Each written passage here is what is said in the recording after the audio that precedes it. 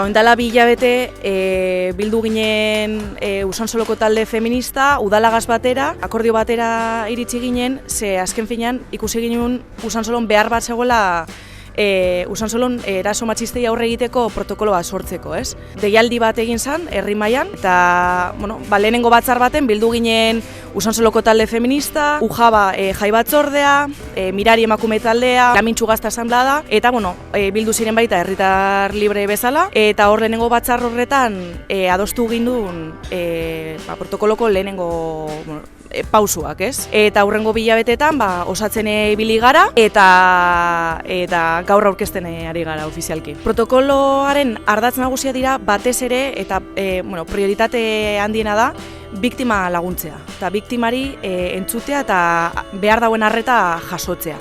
Hori lehenik eta behin.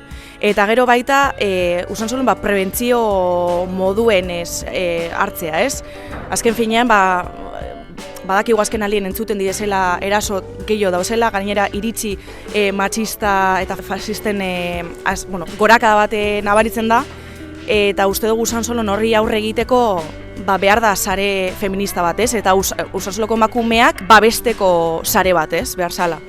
Orduen hori aurre egiteko pausu batzuk sortu ginu zen, eraso kasu ezberdinei aurre egiteko eta erantzun publiko bat emoteko, ez? Azken finean, uste dugu Usansolo mailan edo herritarron mailan baita erantzun bat eman behar dela, herritarron guztion partetik.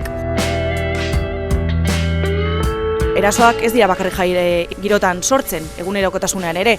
Orduan, intentzioa da, eraso baten berri jaso dugunean, 24 orduren barruan biltzea eta hor erabaki bat hartzea. Baloratzea zein da erasoaren erantzun egokia eta gero publikoki, instituzio ezberdinen aldetik baita, babesa jasotzea eta kalera ateratzea horren kontra egiteko.